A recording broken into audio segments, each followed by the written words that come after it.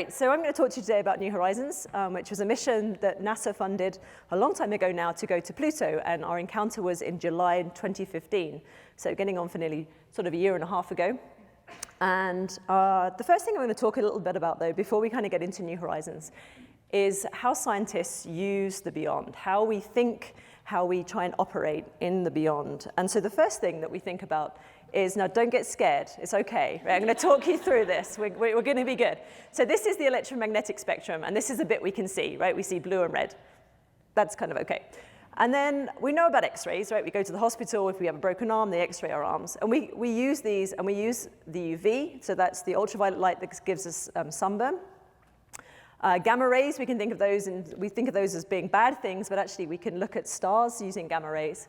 And the infrared, which is the heat signature of everything, gives out a heat signature. If we could see in the infrared, you'd sort of see lots of warm glowing bodies in this room right now. Microwaves, we're all familiar with those. So it's what heats up our food in the mornings or our leftover pizzas. Radio waves, we know about those. That's how we listen to NPR and all the other fun things. And then long wave radio is even longer than that. But so there's this whole suite of actually wavelengths that we're all sort of familiar with and we actually interact with. But scientists can use data that occurs in these wavelengths to look at both at our own world and our own galaxy using these. And I'm going to talk a lot about the infrared and the visible part of the spectrum today. But we use all of these wavelengths in our research. We also use ways of looking beyond our own eyesight. So we're all sort of familiar with what ground-based telescopes look like. This is the infrared telescope facility in Hawaii, which I've used a few times. And we can use telescopes to sort of magnify the universe, use sort of pimped binoculars, really, into a way of seeing the universe. We also can use, oh, no, come on, it's okay. There we go. This is Arecibo, which if you've seen, I think, GoldenEye, there's a lot of Sean Bean and Pierce Brosnan rolling around on it. This is a radio telescope, so using a different part of the wavelength range. So this was infrared, this is radio, this is me wearing my very fetching hard hat, but being quite excited that I get to go and geek out a telescope. We also use platforms that you might not think about, balloons. A lot of observing of the solar system is done with balloons. You can get above the atmosphere quite cheaply, and these actually can last for a whole year. They can stay up in the stratosphere and sort of wander around, getting above the Earth's atmosphere, which is a big problem if you're observing.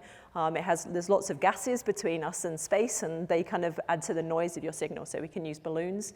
And there's also a plane that's been, it's a Boeing 747 that NASA bought and put a big hole in the side of it. And they fly it up very high, way above commercial airlines. And we take observations of Venus and the sun and all these sorts of things using a plane. So there's lots of observing platforms that we use as well, beyond what you might necessarily think. Now, of course, there's also space robots, and that's sort of another platform that you might be familiar with. And I love showing space robot selfies, because I think this is just a fabulous way of thinking about robots. So this is Mars Curiosity. So this rover's on Mars, and this is a selfie that it took. So it has one camera, and it sort of did this. And then they stitched it all together, which I think is just, so you can't actually see the arm. They stitched it out, which is pretty cool. And we have another, this is Cassini, which I'm not going to talk about today, but I work on. This is a mission that's not sitting on a planet, but rather is orbiting one. It's orbiting Saturn. It's been there since 2004, and we're getting lots of cool data with that. And it's actually going to die a fiery death in September this year, so you might see that in the news.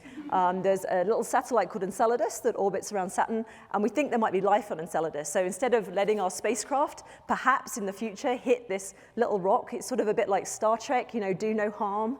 You know, so we have to, instead of letting our little spacecraft hit this world that might have life, we send it into Saturn where we think there isn't life, and it gets squished and burns up, and we're all kind of a little bit sad about that, but it's done its work. This is another selfie, and this is pretty hard to see, but this is Comet CG, and this is the Rosetta spacecraft. This is its solar panels, and again, this is a Comet space selfie. And finally, New Horizons, which was a flyby mission. So that's a little bit different to the missions I've talked about before, because we just kept on going. This was a one-stop. We're not in orbit. We don't get another chance to have another look at Pluto. We're just going for it, right? If we miss that observation, that's it. It's gone forever. And so that made it a very different type of mission to the missions that I'm used to working on, where if you muck up that observation, well, it's okay. Maybe you get another chance. So you have to get it right. And that's the mission I'm going to talk a lot about today. Okay, so just before we kind of get into New Horizons, my clicker stopped working. Go ahead. No, battery's dead. No, there we go. Okay, so let's talk about Pluto. So this is the inner solar system, so we hang out around here, and then we've got Jupiter, Saturn, Uranus. And then Pluto kind of sits, and Neptune, and then Pluto kind of sits out in this really weird orbit. So most of the planets orbit the sun nicely, they're kind of like this. But Pluto's different, it's kind of like this. So most planets, Pluto, which makes it a hard thing to observe. And also the fact it's so far away from the sun, it's a hard thing to get to, right? Sort of makes sense. I mean, it's bad enough getting to Mars, which on this scale is kind of in here. We've got to get all the way out to here. And it's also a very small planet. So just to put you into perspective, this is Pluto. Its big moon is called Charon, and they both sit quite comfortably in the north, over North America. It has 4 smaller moons, which I'm not really going to talk too much about today, but can talk about it later, which sort of hang out nearby. But it's a very distant planet, and it's very small. So that makes it a hard thing to look at from the Earth. We did know some things from the Earth. This is the best image we had of Pluto before New Horizons got there. And I'm calling it an image, but it's not really an image in the normal sense of the word. Usually when you take an image, you have a camera, you take a picture, you have an image. Oh, that's nice. This was actually made by looking at how a single point of light from Pluto changed as Pluto rotates. And then you can back out where there are dark bits and where there are light bits. And so this is kind of a made-up image using that data. And we knew that there were some bits. We knew that there was nitrogen, frost, carbon monoxide, and methane. And then there was this dark material, which we very scientifically, and I might lose you here, call gunk. Yeah, I know, that's a tricky one. And we know that there are these ices because we can see their spectrum. We can look at that infrared, that heat part of the spectrum. And even out at Pluto, there's a heat signature. And when we look at that, we can see very specific lines that tell us those elements must be here. This is an image that we took in New Horizons showing the 4 moons. So this is Pluto and Charon here. And you can just about probably pick out maybe at least these 2 dots of light, which were the 4 moons. And this was one of the discovery images of these moons. When New Horizons launched, we didn't know that there were other moons in the system at all. Speaking of the launch, here we go. You have to, if you talk about missions, you have to show a launch photo because it's just one of the best bits. So this is, and this was a huge rocket. So because Pluto's so far away, we wanted to get there in a reasonable amount of time. So we launched on an incredibly quick rocket, and that's what you're looking at here.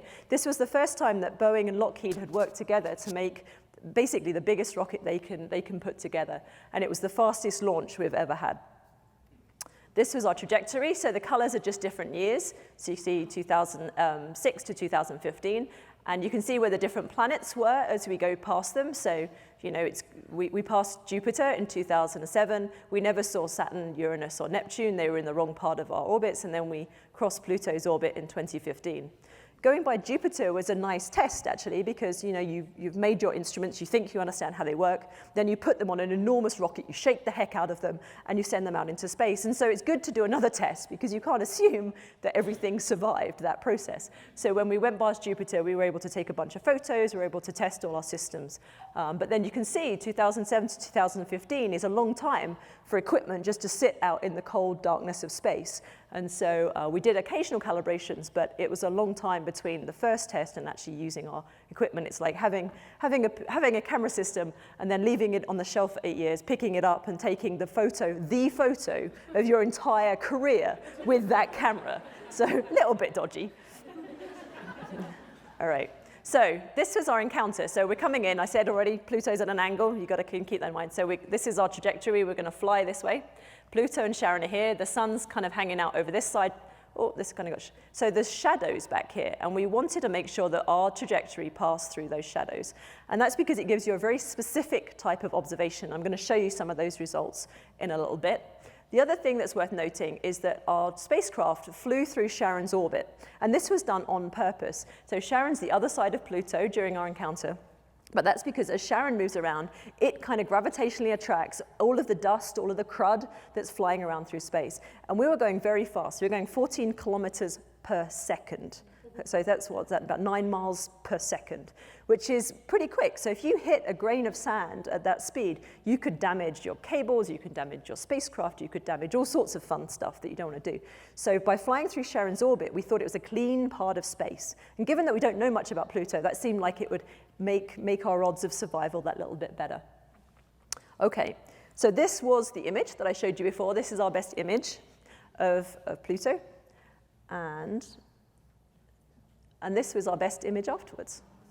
Yay! it's a world, right? It's not a blurry image anymore. It's actually a world. And just by looking at this, scientists were able to tell some things immediately. Now, one of the things you should know is that there's lots of stuff flying around in space.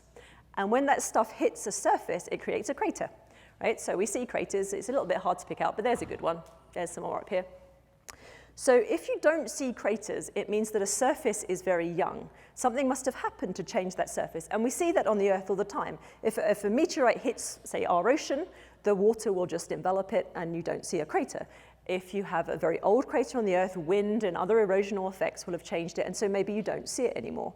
And so by looking at this region here, you can immediately tell that something has happened to eradicate those craters. So this little moon, or little planet that's sitting out on the edge of space, that doesn't have a big Saturn or a Jupiter to give it some heat, is having a process that's changing its surface. And so that was absolutely phenomenal. That was well beyond our wildest dreams. We had no idea that that sort of geological processing was occurring. And so just from this one image alone, Pluto has gone from being a place of intrigue to a place of wonder. This could mean there could be liquid water. It could mean that there's more energy than we thought there was. It might mean that the way we understand our solar system to be built is different. There's more radiogenic isotopes. There's more radioactivity here than we expected in order to allow that. So what does that mean? What does that mean for our entire solar system formation? And just by this one image, it creates all of those questions and all of those problems. So this was probably the most phenomenal image, I think, that has ever been taken, at least in my lifetime, for those reasons. So this is the Pluto system. So this is an enhanced color image, and I'm going to talk a little bit about what that means. But that's basically the same image that I showed you before of Pluto. This is its large moon Charon, and I don't think we're going to have time to talk about it too much, but you can see it's mostly gray with this red pole. Again, we didn't know that it had a red pole until we went to see it. It's so small and so far away. Previously, it just looked gray, so this was a big discovery. And then these are the best images we have of these little moons. Nix is my favorite. And I have to tell you this story, and it's a bit of a sidetrack, but the downlink comes down when it comes down, right? Space robots work 24/7, and if you're asleep, well, then too bad. You have to get up and look at the data. And we were due to get these data down around 5 a.m. one of the days, and I was told there was going to be 2 pixels of data. So I'm getting up to look at 2 pixels at 5 a.m. I'm not the happiest about this. I get up, because you have to get up. And I get in and I download the data. And all of a sudden, it works out that there was an error in our information. And it wasn't 2 pixels. It was more like 400. And so I have this moment where I'm the only person on the Earth that's known this, because I'm the only one that's got up at 5, because I drew the short straw that day, because I'm like, Carly, you can get up, it's 2 pixels, whatever. And at this moment of like, cool. So I'm pretty fond of Nix, and it turned out there was a red splotch. So I'm on the phone to the main mission person. They say, what does it look like? I'm like, it looks like a potato with a red bit. You can't do any better than that, Carly. It's 5:02, give me a break. So Nix remains my favorite, because potato with a red splotch. All right, okay, let's get a bit more scientific. So colors on Pluto. So if you look at this, so this is the natural color, we call it. So if you were sitting on New Horizons, how would Pluto look? And it would look like this. It would look very red. And why? Why is it red? And so here we go.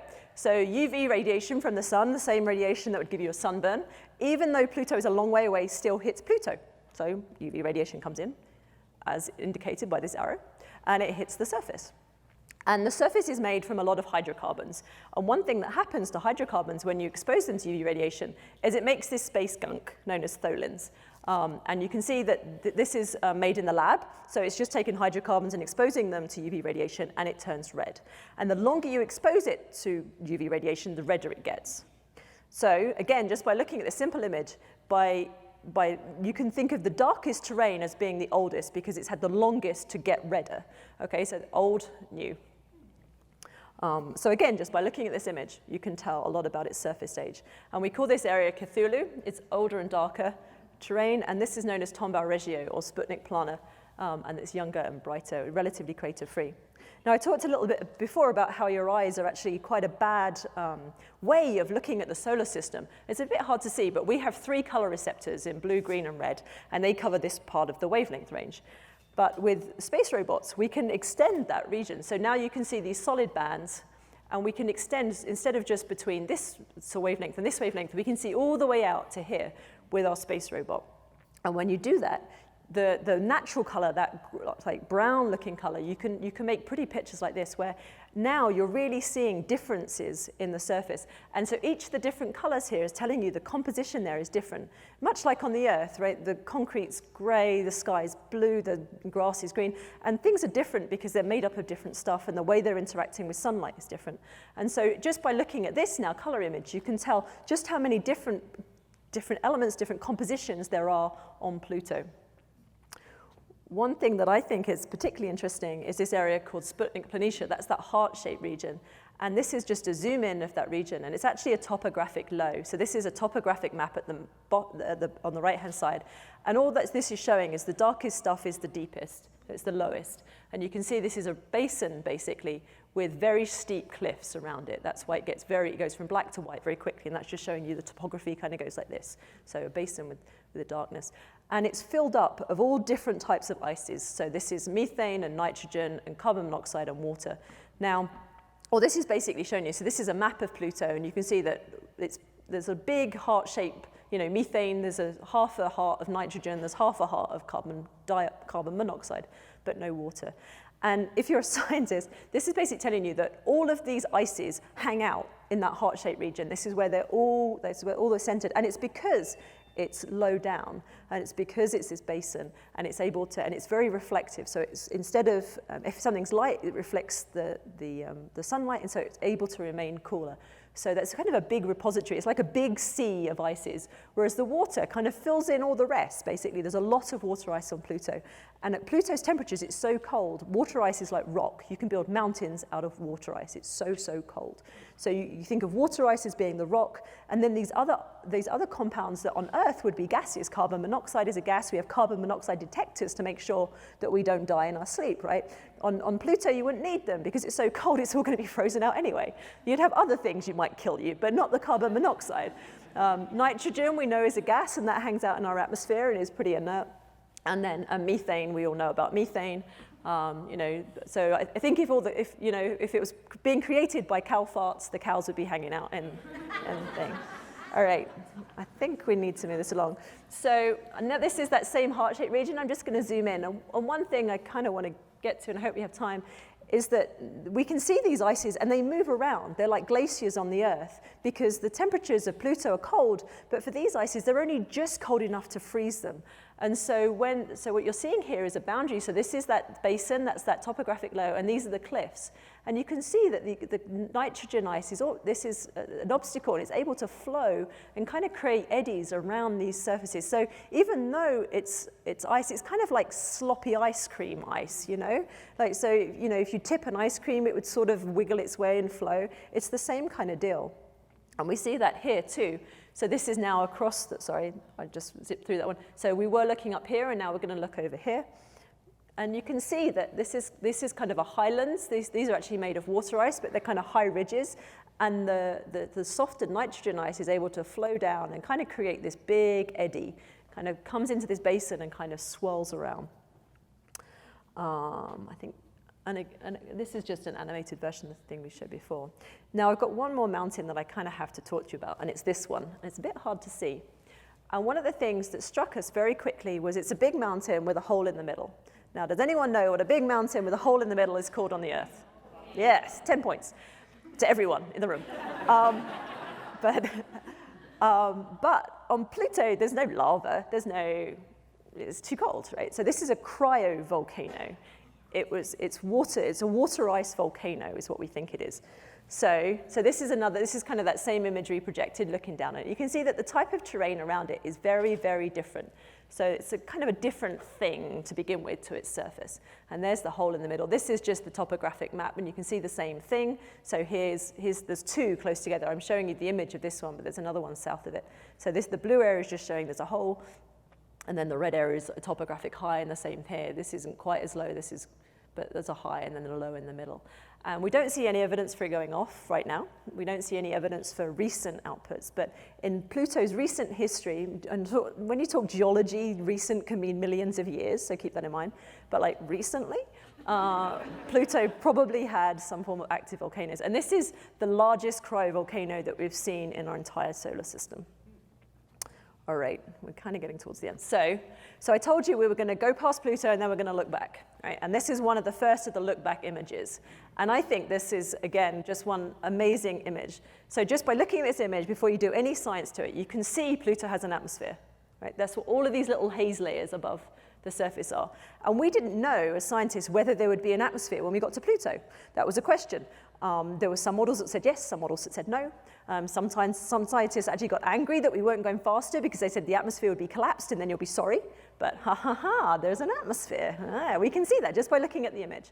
Now, those are those mountains that I showed you before, and you can see the shadows in the mountains. And that's really useful, because if you know where the sun is and you know how long the shadow is, you can work out how high something must be. So that's very useful. And if we zoom in again, you end up with images like this. And these are all online. You can download them. You can zoom in to your heart's content. You can play around and just see what a crazy world Pluto is. So again, just beautiful images of the mountain. This is that area of the nitrogen-flowing glaciers and all those sorts of good things. And you can see each one of these layers in the atmosphere is made up of a different thing. It's a bit like on the Earth. Things will freeze out at different heights. That's just where they kind of want to hang out because of their temperature and their structure. And so it's telling us that the atmosphere here is crazy complex. It's made up of a whole bunch of stuff. And when we look back on Pluto, this is what you get if you look at color. So sunrises and sunsets on Pluto would be blue. They wouldn't be red like here on the Earth. The stuff's different. It's in the atmosphere. They would be blue. And so sunrises and sunsets on Pluto are blue. I think that's pretty cool. I think we're probably running out of time. Okay, keep going. Right. All right. This is Sharon. We do have time to talk about Sharon. Yay. So big red spot on the top. And so one of the cool things about discovering new places is you get to name them. And you may have already worked out that scientists are a bit geeky, and so we get to name them some pretty crazy stuff. So TARDIS, yeah, Skywalker, Vader.